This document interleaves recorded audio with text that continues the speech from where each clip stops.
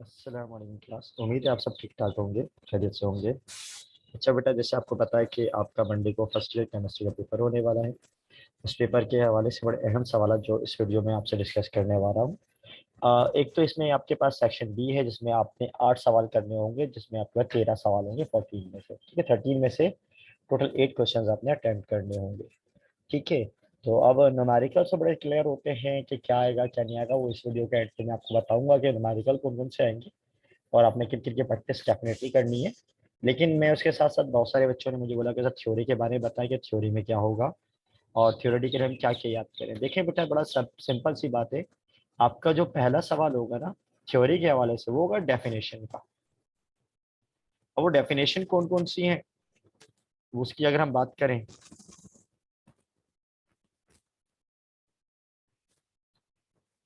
ठीक है, तो डेफिनेशन कौन कौन सी हैं उसकी अगर हम बात करते हैं तो हमारे पास जो अहम डेफिनेशंस हैं वो हैं चैप्टर नंबर 1 की। 1 में से कुछ आ जाती हैं, 2 में से कोई आ जाती है, 3 में से कोई आ जाती है। इसी तरह मुख्तलिफ 4-5 चैप्टर से मिलकर कोई डेफिनेशन हमारे पास आती है। ज़्यादातर प्रोबेबिलिटी डेफिनेशन 1 से आती हैं। अब वो डेफिनेशन क्या हो सकती हैं उसकी मैं आपको लिस्ट बता देता हूँ। अब पहले तो ये याद कर लें, या 10 ईयर्स से भी याद कर सकते हैं। सिग्निफिकेंट फिगर्स की डेफिनेशन याद कर लें 1 से। मोलर वॉल्यूम की डेफिनेशन याद कर लें बेटा आप लोग। Molar volume, limiting reactant, limiting reactant, और इसके अलावा मोलर वॉल्यूम हो गया, लिमिटिंग रिएक्टेंट हो गया। स्टेचियोमेट्रिक की डेफिनेशन आप याद कर सकते हैं। एक सवाल आपका यहाँ से आएगा, स्टेचियोमेट्रिक की डेफिनेशन आप याद कर सकते हैं 1 में से। इसके अलावा exponent notation, exponent notation, empirical formula, formula, molecular formula, formula. Chapter 2 में चलते हैं, यहाँ से आप याद कर ले यूनिट सेल, और आप याद कर लें आइसोमॉर्फ की डेफिनेशन, आइसोमॉर्फ, पॉलीमॉर्फ, विस्कोसिटी। ठीक है भाई। और इसी तरह चैप्टर 3 में से कोई खास डेफिनेशन नहीं देंगे आपको, क्योंकि पूरे सवाल बनते हैं यहाँ से। 4 में से भी कोई खास चीज़ नहीं आ सकती डेफिनेशन की हद तक के। हाँ चैप्टर नंबर, हाँ यहाँ से 4 से अगर आएगा तो कुछ याद कर लें तो बॉन्ड एनर्जी की डेफिनेशन पूछ सकता है, बॉन्ड एनर्जी। इसी तरह 5 में से अगर आपके पास डेफिनेशन है तो वो है heat of formation, heat of formation की डेफिनेशन याद कर लें। Heat of formation, heat of formation.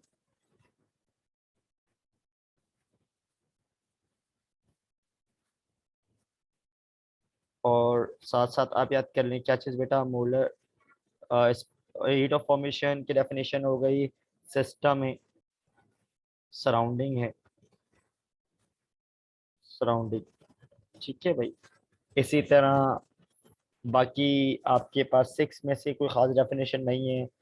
ज़्यादातर 6 में से आ जाती है कॉमन आइन इफेक्ट,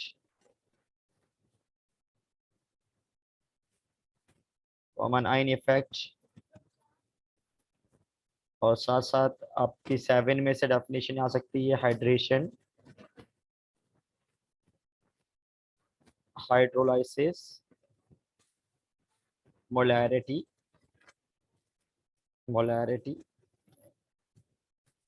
ठीक है, मोलैरिटी की डेफिनेशन। और साथ साथ 8 में से rate of reaction, rate constant, activation energy,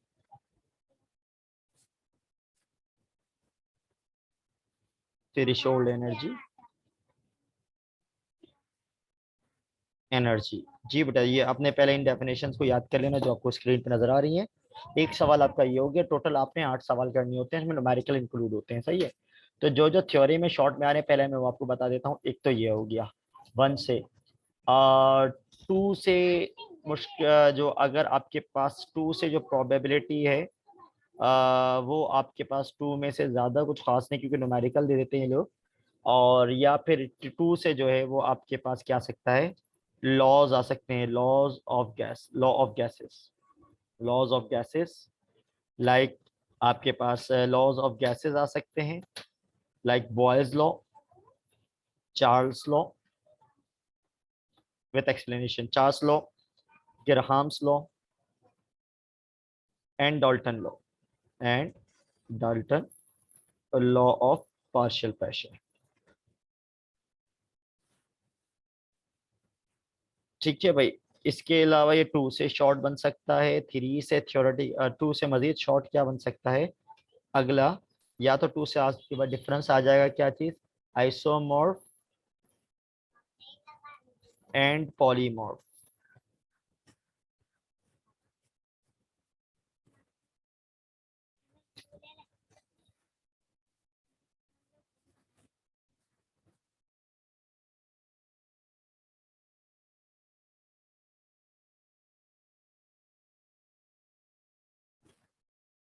जी बेटा, आइसोमॉर्फ पॉलीमॉर्फ में डिफरेंस आ जाएगा, या फिर आपके पास क्रिस्टलाइन सॉलिड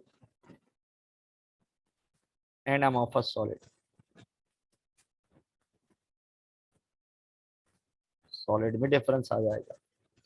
सही है। 3 से एक सवाल आपके पास आ सकता है, 3 से जो शॉर्ट में आ सकते हैं, चैप्टर 3 से जो शॉर्ट में आ सकते हैं वो याद करने के लिए, उसमें आप क्वांटम नंबर याद कर लें, quantum numbers, hydrogen spectrum, hydrogen spectrum, और इसके अलावा आप जो 3 से और क्वांटम नंबर हो गया, हाइड्रोजन स्पेक्ट्रम हो गया, और हेजनबर्ग, हेजनबर्ग प्रिंसिपल याद कर लें। ठीक है। और इसी तरह चैप्टर 3 से डिफरेंस आपके पास आ जाएंगे, डिफरेंस आप 3 से लाजमी याद करके जी आएगा। ऑर्बिट एंड ऑर्बिटल में, ऑर्बिट एंड ऑर्बिटल में, ठीक है। Line spectrum, continuous spectrum, line spectrum, continuous spectrum,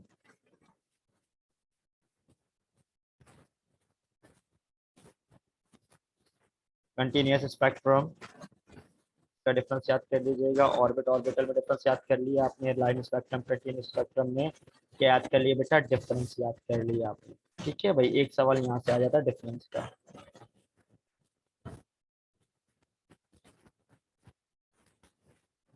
ठीक है भाई। इसी तरह चैप्टर नंबर 4 में भी ज्यादातर जो है वो आपका डिफरेंस आ जाते हैं, या तो एक सवाल आ जाएगा शॉर्ट में, explain ionic character of covalent bond of covalent bond, ये सवाल याद कर लीजिएगा। या फिर आप इसमें डिफरेंस याद कर लेंगे, या दूसरा सवाल या डिफरेंस याद कर लेंगे। डिफरेंस में क्या क्या याद कर लेंगे, आपके पास इसमें डिफरेंस है VBT valence bond theory, VBT और MOT, VBT and MOT, valence bond theory and molecular orbital theory में आपके पास डिफरेंस आ जाएगा। और इसके अलावा आपके पास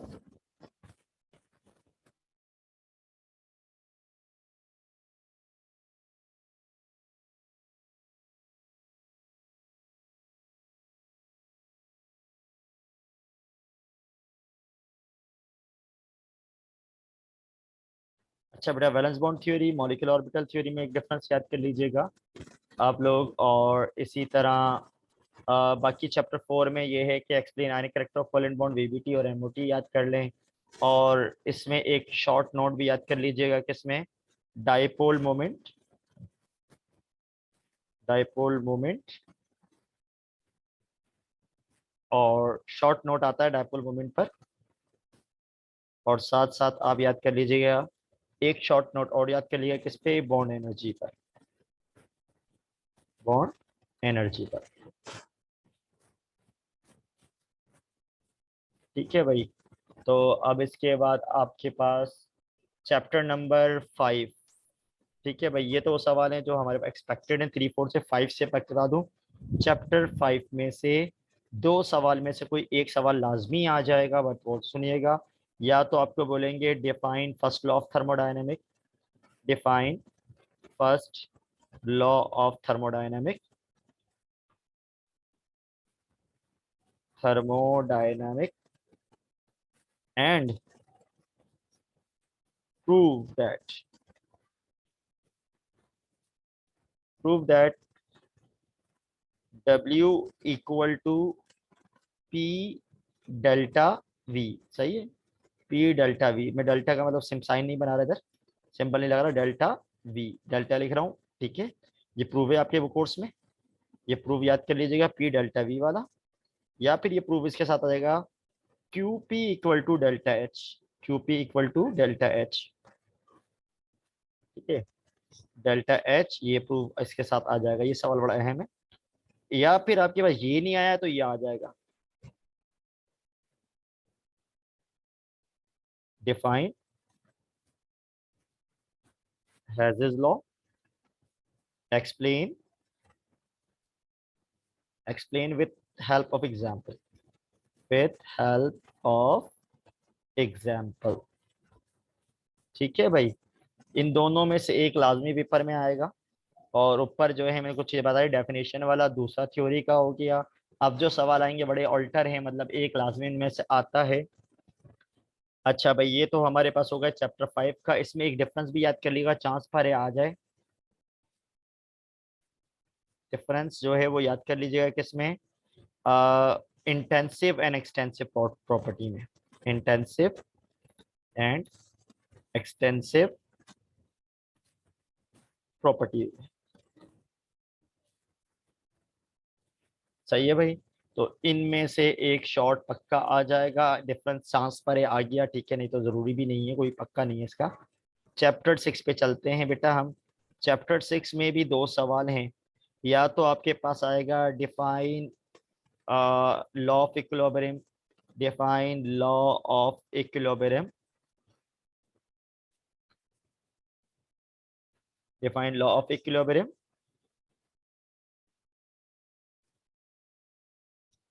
and and drive,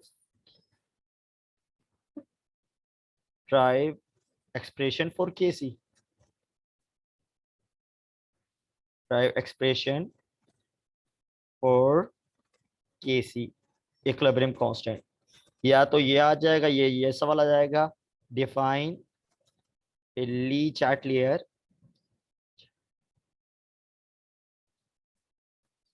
Lee Chatelier principle, how it will apply on contact process।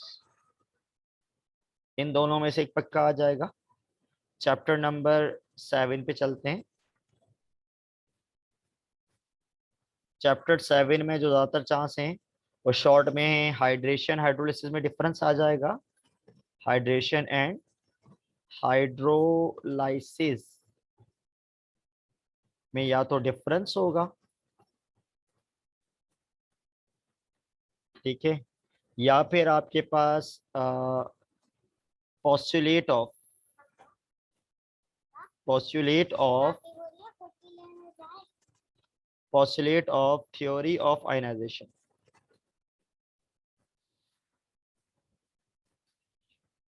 ठीक है भाई, ये और या फिर इस चैप्टर में यह पॉसिबल है कि define electrolysis, define electrolysis,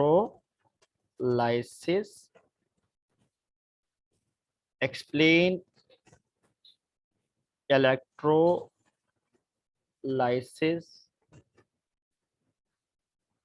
lysis of molten CuCl copper chloride. ठीक है बेटा, तो अगर ये याद है तो इसी शॉर्ट में आ जाएगा। या फिर चैप्टर में सवाल है define buffer solution, define buffer solution. अच्छा 3 पेपर बने हैं, एक में इलेक्ट्रोलाइसिस एक में बफर है, ठीक है। तो हो सकता है जो कोई भी एक लाजमी आ जाएगा। Buffer solution, explain functioning of buffer, function of buffer, ठीक है भाई। ये एक सवाल है, आप किसी भी नोट से याद कर सकते हैं। अच्छा भाई ये हमारे पास 7 के हो गए। चैप्टर 8 में से जो सवाल हमारे पास आने वाले हैं वो मैं आपको बता दूं। इन दोनों में से तो कोई एक आ जाएगा। चैप्टर नंबर 8 ये तो शॉर्ट के मैंने आपको बता दिया। इसके बाद मैं आपको लॉन्ग के बड़े अहम अहम बताऊंगा, वो अगर आप याद कर लेते तो उनमें से लॉन्ग इंशाल्लाह लगेंगे। बड़ा अहम डिस्कशन है ये चैप्टर नंबर 8। वीडियो को लाइक और सब्सक्राइब करें और दूसरे स्टूडेंट को भी शेयर करें ताकि उनको भी पेपर का पता लग सके, ठीक है भाई। और इसके अलावा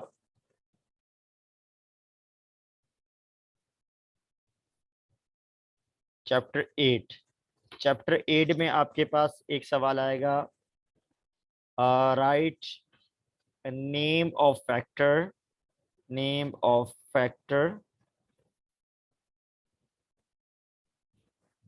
विच, सबसे पहले तो आपने नाम लिखने इनके, which effect on rate of reaction, यानी कि एंड एक्सप्लेन एनी टू। अब एग्जामिनर की मर्जी है, एक्सप्लेन एनी टू। अब यहाँ पे 6 फैक्टर हैं, आप किताब में देखेंगे या नोट्स में देखेंगे। तो या तो इन 6 के नाम आपसे लिखवा के कोई से भी 2 आपकी मर्जी से एक्सप्लेन करवा लेगा, या फिर वो इन 6 के नाम लिखवाने के बाद आपकी मर्जी पर छोड़ देगा कि कोई से भी 2 लिख दो। सही है, तो आपने 6 के 6 याद कर लेने। बड़ा अहम सवाल है। या तो ये आएगा, अगर ये नहीं आया तो फिर ये सवाल पक्का है, right the name of physical method which are used to determine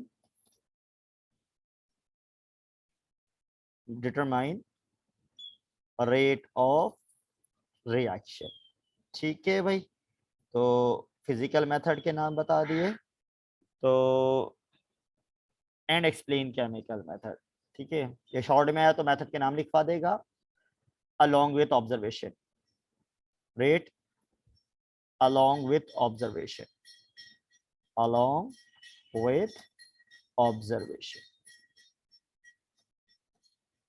ठीक है भाई। अच्छा अब एक ये दोनों में से एक तो पक्का आएगा। एक सवाल के चांस ये कि ये वाला सवाल आ जाए, define activation energy, activation energy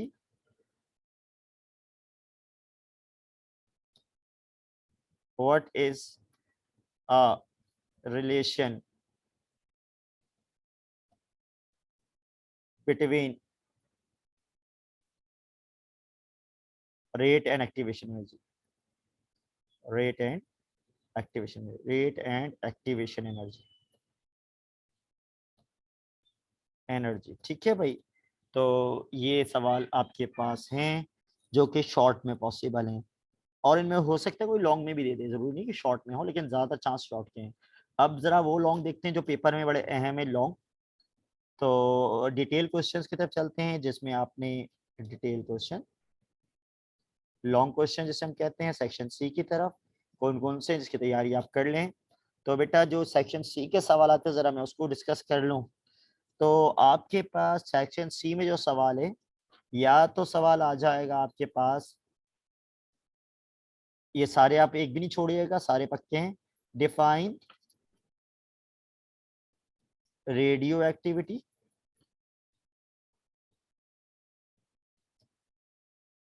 और how radiation, how radiation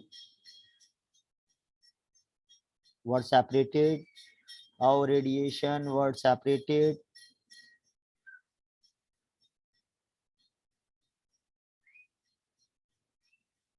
how radiation were separated, right properties of alpha, beta and gamma, या तो ये आ जाएगा या फिर आप याद कर लेंगे कौन सा, रदरफोर्ड एक्सपेरिमेंट, रदरफोर्ड एक्सपेरिमेंट। ठीक है भाई, कंप्लीट याद कर लीजिएगा इन दोनों में से एक। इसके साथ आपके पास आ जाएगी equation, equation postulate of Bohr theory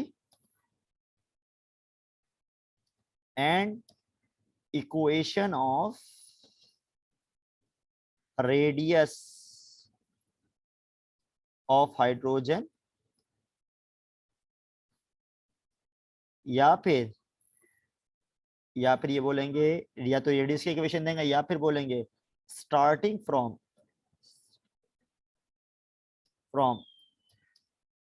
E2 minus E1 derive equation for wave number। ठीक है भाई, तो ये आपके पास आ गया एक, ये दोनों मतलब ये कि ए ऊपर रेडियो एक्टिविटी रदरफोर्ड में से एक पक्का है, और ये जो रेडियस किया है इक्वेशन ऑफ वेव नंबर से एक लॉन्ग आपका हो जाएगा। ठीक है, इसके अलावा अब चैप्टर 4 से कुछ लॉन्ग हैं जो मैं आपको बता देता हूँ। चैप्टर 4 से या तो आपको बोलेगा, चैप्टर 4 से चैप्टर नंबर 4 से 3 सवाल, इनमें से 2 तो पक्के पेपर में आएंगे। Define ionic bond, explain the formation of ionic bond with lattice energy, या तो shape of molecule electron pair model पर आ जाएगा या फिर हाइब्रिड मॉडल पर आ जाएगा। ठीक है, तो यही मॉलिक्यूल है, इनमें से कोई 2 लाजमी पेपर में आ जाएंगे। इसकी मैंने पूरी वीडियो बना के डाली है, वहां से लोग आप देख सकते हैं कैसे पेपर में अटेम्प्ट करना है। और इन तीनों में से एक लॉन्ग लाजमी है कि 2 लॉन्ग लाजमी ये पेपर में आएंगे। ठीक है, इसके अलावा और कौन से लॉन्ग जो पेपर में आ सकते हैं, एक और बता देता हूं, आखिरी आखिरी लॉन्ग जो है कि पेपर में आएगा, define electrode potential, potential and how electrode potential of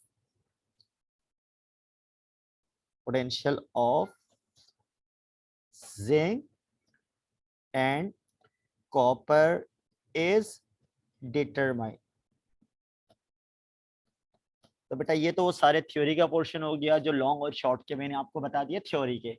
अब मैं वो आपको बताता हूँ कि वो न्यूमेरिकल जो हर साल पेपर में आते हैं, अगर आप उसकी मेरे पास वीडियो भी मेरे चैनल पे मौजूद है, आप चाहे तो वीडियो को भी देखें। ठीक है, तो अब वो जो न्यूमेरिकल जो हर साल हमारे पास पेपर में आते हैं शॉर्ट में, तो उन न्यूमेरिकल को भी कर लेते हैं, तो आपका आराम से जो है ये वाला पोर्शन क्या हो जाएगा, सॉल्व हो जाएगा। तो ये सारे लॉन्ग में से एक भी नहीं छोड़िएगा। ठीक है, और बाकी जो है अगर ये कर लेते तो आपके लॉन्ग डेफिनेटली इंशाल्लाह हो जाएंगे। सही है, तो ये अंदर की बात है जो मैंने आपको बता दी, अब इसकी प्रैक्टिस लाजमी कीजिए करिएगा। और नेक्स्ट हमारे पास है आपके पास अगला टॉपिक कि कौन कौन से न्यूमेरिकल हमें करने चाहिए सर। तो बेटा मैं आपको बता देता हूँ, चैप्टर नंबर 1 से तो इस बार चांस है कि आपके पास स्टेचियोमेट्री में लिमिटिंग रिएक्टेंट से आ जाएगा। अच्छा, वैल्यू कुछ भी हो सकती है, स्टेचियोमेट्री वाला न्यूमेरिकल जिसमें बैलेंस केमिकल इक्वेशन होती हैं, स्टेचियोमेट्री ठीक है का न्यूमेरिकल है। इस बार एम्पेरिकल का चांस नहीं है। ठीक है, चांस नहीं है एम्पेरिकल मॉलिक्यूलर का, स्टेचियोमेट्री का न्यूमेरिकल है एक। दूसरा जो न्यूमेरिकल है वो आपके पास या तो बॉयज लॉ का न्यूमेरिकल है, बॉयज लॉ के न्यूमेरिकल है, मेरी वीडियो में मौजूद है। बॉयज लॉ के न्यूमेरिकल है पार्शियल प्रेशर के।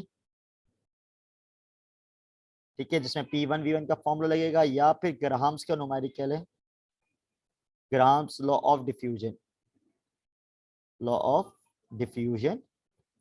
या फिर आपके पास सिंपल न्यूमेरिकल है जिसमें आपने क्या करना होगा, मास ऑफ गैस मालूम करनी होगी, मास ऑफ गैस, यानी कि PV is equal to nRT का मास ऑफ गैस फाइंड करनी होगी।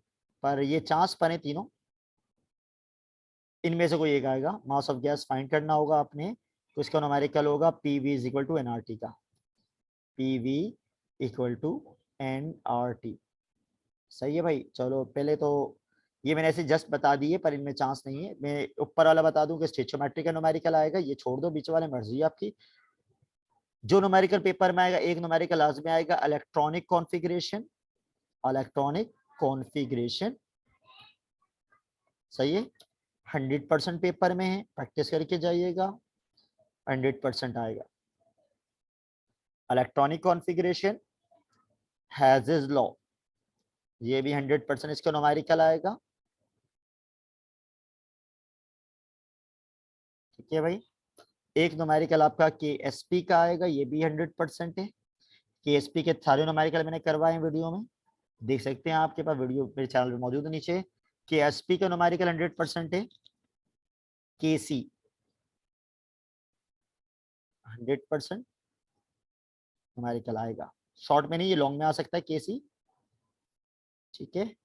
और इसके अलावा जो एक KSP का हो गया, एक KC का न्यूमेरिकल हो गया, और अब आपके पास और एक जो है वो आपके पास आएगी आयन इलेक्ट्रॉन इक्वेशन।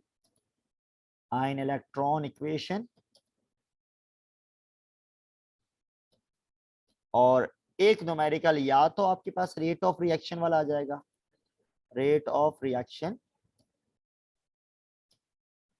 या फिर ऑर्डर ऑफ रिएक्शन का न्यूमेरिकल आ जाएगा।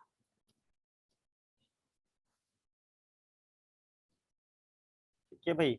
तो इस सारे टॉपिक के न्यूमेरिकल्स मैंने करवाए हुए हैं, ये न्यूमेरिकल के टॉपिक हैं। तो इन दोनों में से एक 100% आ रहा है। ठीक है भाई। दूसरा ये KC 2, KSP 3, Hess's law 4, electronic configuration 5, stoichiometry 6। 6 numerical short में आ जाते हैं, तो फिर 2 थ्योरी उनमें से निकालना कोई बड़ी बात ही नहीं है। ठीक है। तो अब आपको मैंने मोस्ट इंपॉर्टेंट टॉपिक बता दिए, बाकी हर चैप्टर के न्यूमेरिकल्स के वीडियोस पीछे मौजूद हैं। ठीक है, तो उन वीडियोस को देखिए। और न्यूमेरिकल के लिए जो एयर फोकस करें, ख़ास तौर पे KC वगैरह के न्यूमेरिकल के लिए 2019 और 2018 से KC के न्यूमेरिकल के जैसे न्यूमेरिकल एक्सपेक्टेड है, बट केमिस्ट्री में वैल्यूज चेंज हो जाती हैं, रिपीटेशन का चांस कम होता है, तो लिहाजा आप अच्छी तरह प्रैक्टिस कीजिएगा।